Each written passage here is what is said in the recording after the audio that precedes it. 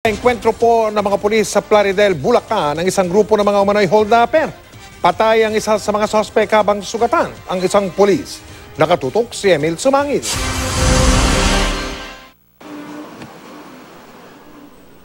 Sa labas ng Roca Subdivision sa Plaridel, Bulacan, unang nagkaputukan ang umano'y mga hold-upper at mga intelligence operative ng Bulacan PNP.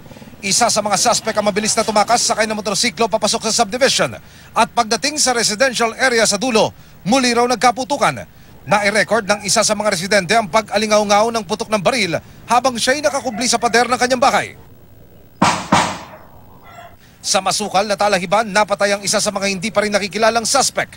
Isang caliber 40, mga bala at droga ang nakuha sa kanya ng pulisya. Ayon sa mga residente, narinig pa nila ang suspect habang humihingi na saklolo sa kalagitnaan ng putukan. May narinig akong kumakaluskos sa mga talahib. Akala ko nagkakat lang po ng mga dahon. Tapos biglang narinig ko may kausap siya sa cellphone. Sabi niya, nanghingi siya ng tulong. Nandun daw siya sa damuhan, meron daw po siyang tama ng baril. Sabi niya, pre, nandito ako, may tama ako ng balat.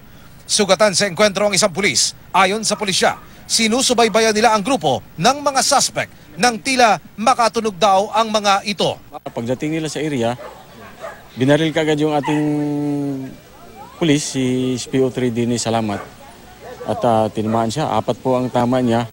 Out of danger na ang pulis na tinamaan sa putukan. Ang may-ari naman ng motorsiklo na inagaw ng napatay na suspect na gagamitin daw sana niyang getaway vehicle, lumutang sa encounter site. Nagulat na lang po kung may sumigaw po sa likod ko. Ang sabi po, oy, tapos bigla po nagbaril. Ngayon po, nataranta ako, gumilid ako. Tapos po, kaya maya kasunod ko na pala po yung inahabol na tinutukan po ako, kinuha po yung motor. Ayon sa Bulacan PNP, kilalang mga hold-upper ang grupo at sila rin ang itinuturong nasa likod ng robbery hold-up incident sa lugar. Tanod po namin hanggang alas 4. Minsan po alas 5 na ng umaga, may mga nang-hold up po. Nakamotor, nang-aagaw na lang po ng bag ng mga estudyante. Nagpapasalamat ang PNP sa maagap na pakikipagtulungan ng mga residente. Agad-agad naman ang ating mga residente ay tumawag agad sa ating hotline at natukoy po yung lugar na kung saan tumakas yung nasabing suspect. 2 hanggang 3 pang kasamahan ng napatay na suspect ang pakay ngayon ng manhunt operation ng Bulacan PNP. Emil Sumangil, nakatutok 24 oras.